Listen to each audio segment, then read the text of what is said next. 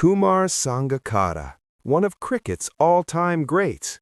But have you ever wondered what really shaped his legendary career? Imagine that, his journey from being a late bloomer to a celebrated captain. It reveals his profound philosophies on self-improvement, leadership, and the incredible power of sport beyond the field. Truly fascinating, isn't it? How does a future legend start his career late? Kumar Sangakkara shares his unconventional path to cricket, a journey shaped by his father's intense coaching and the turmoil of a national crisis. It's a story that resonates with lessons that transcend the game itself.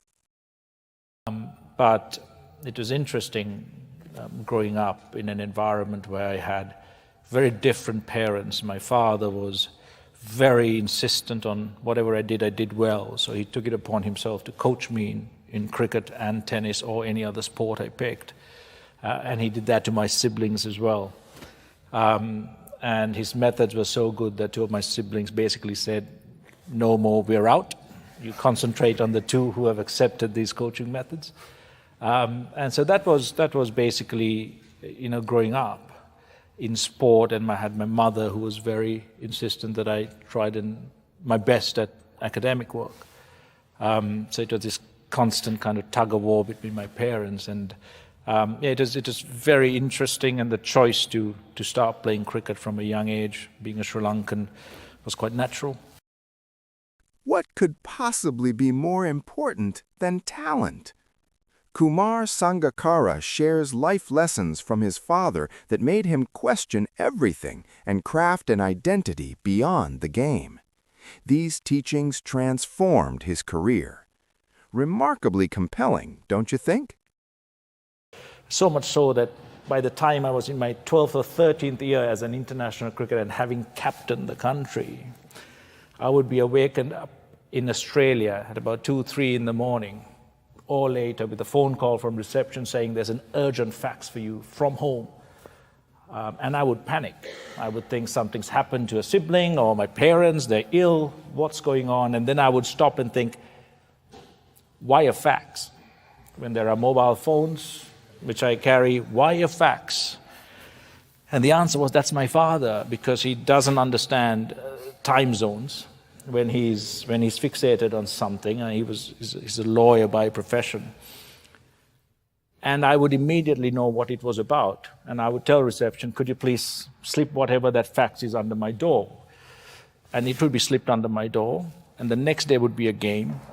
And I would find a chapter or a page from Don Bradman's book on batsmanship with sentences or paragraphs underlined and highlighted saying, please read this before you go into bat tomorrow.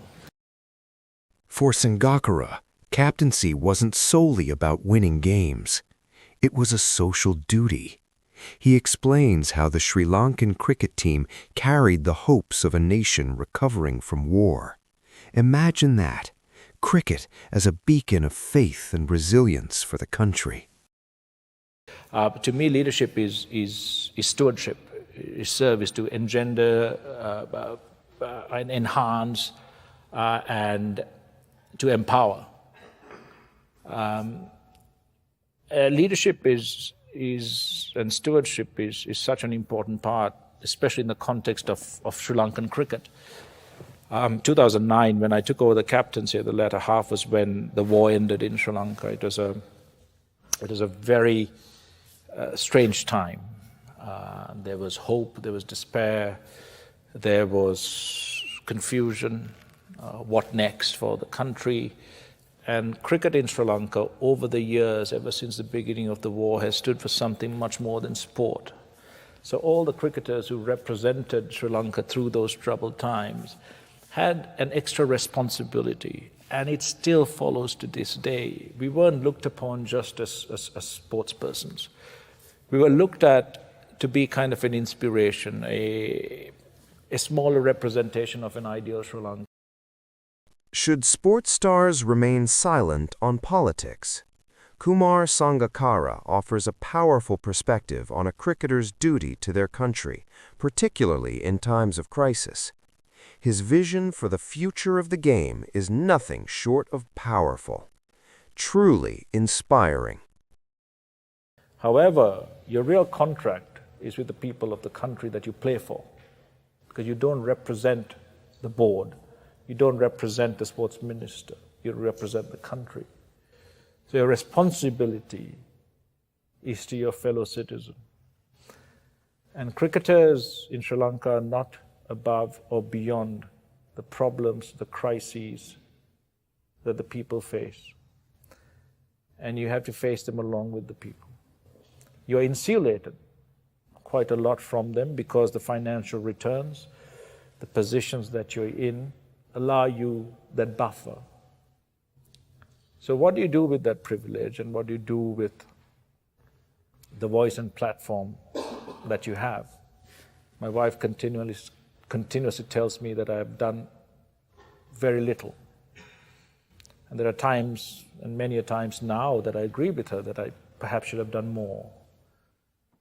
And I think this is the time in our country now, having seen what's happened with Aragalia, having seen what's happened with a larger involvement of our youth in political discourse, in standing up